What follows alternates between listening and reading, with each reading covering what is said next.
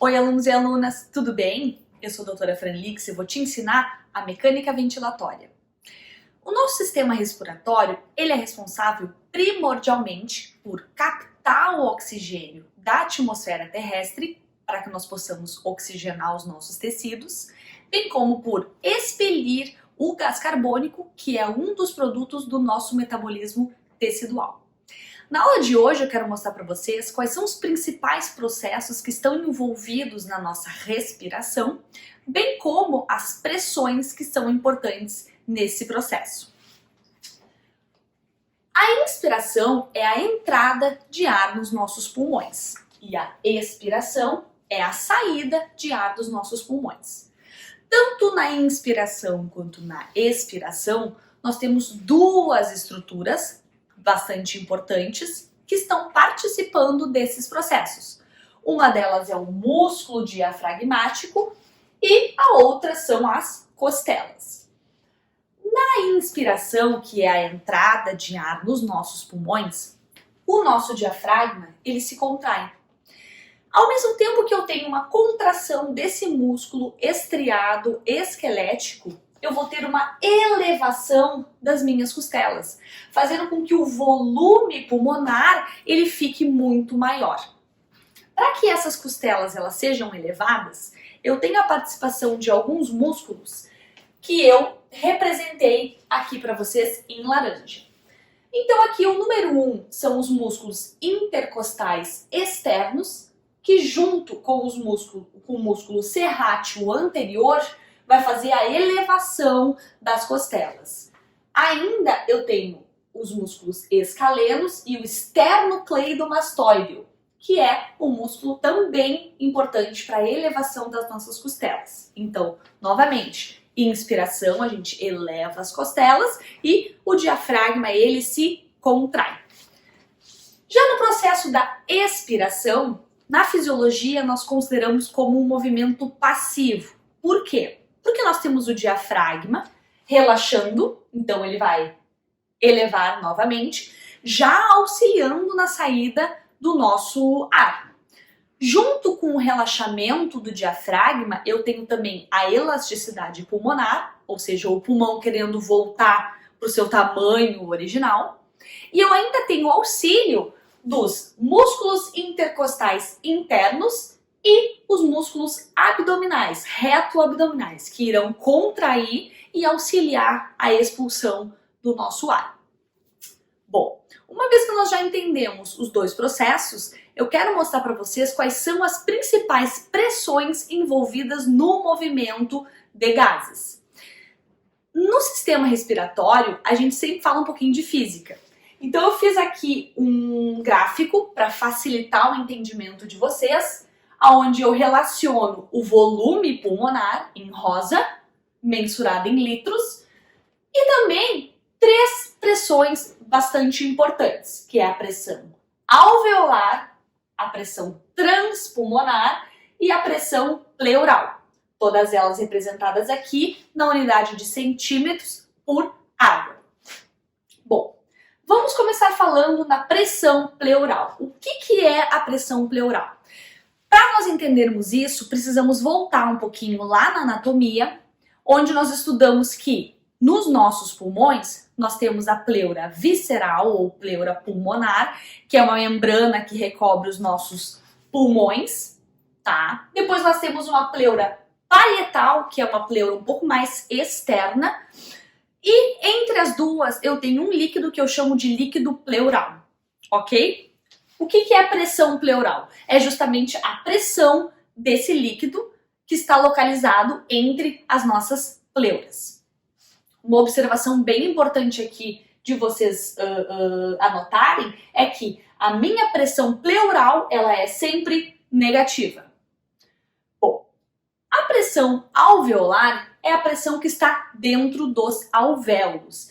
E ela é bastante importante, inclusive para que a gente possa então descobrir o valor da pressão transpulmonar, que é a diferença entre a pressão dentro dos alvéolos e nas pleuras.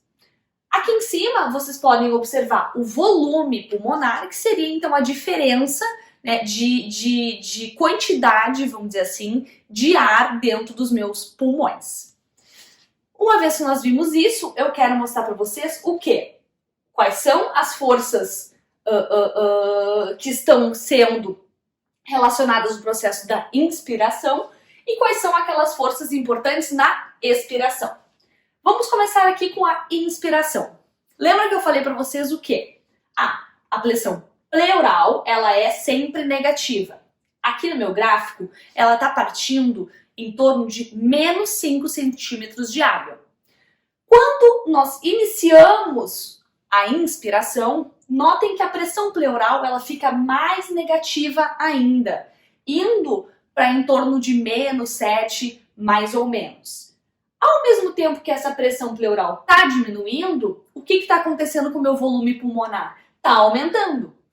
O gráfico me mostra que ele não está partindo de zero, porque em teoria o pulmão não está vazio, né? Mas ele vai encher até em torno de 0,5 litros, que vai ser o volume no final da inspiração.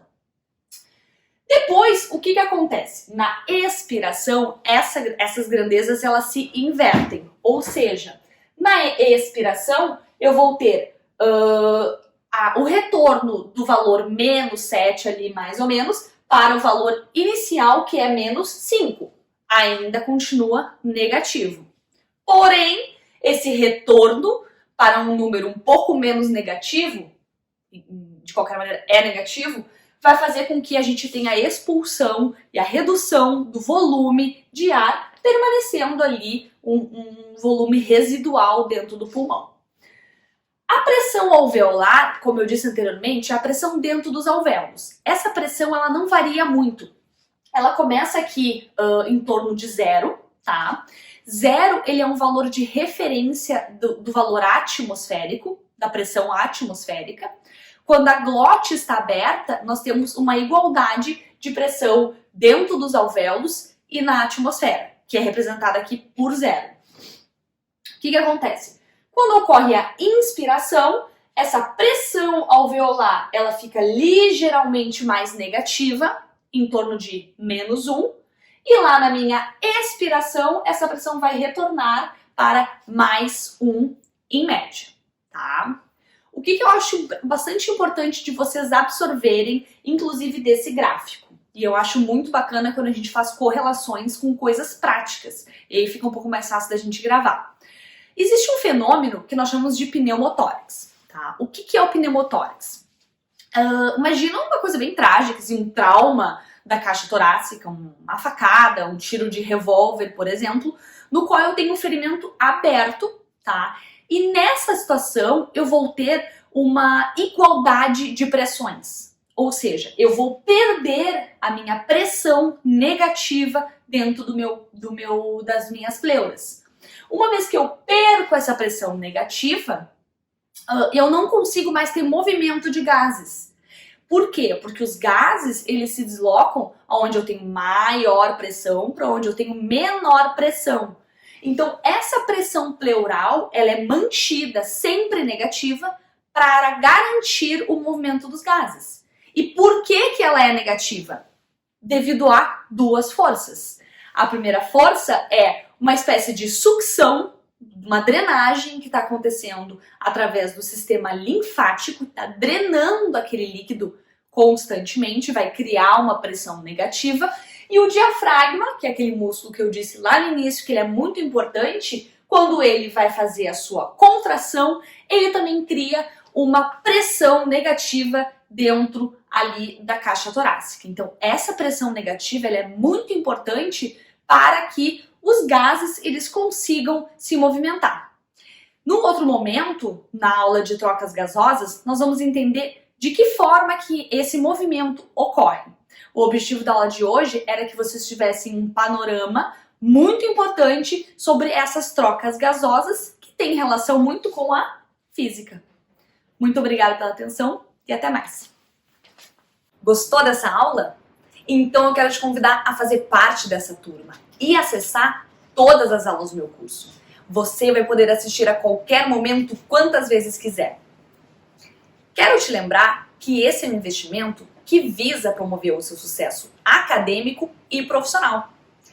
Afinal de contas, quem tem domínio e conhecimento verdadeiro sempre tem mais chance de se destacar, seja no mercado de trabalho ou na faculdade.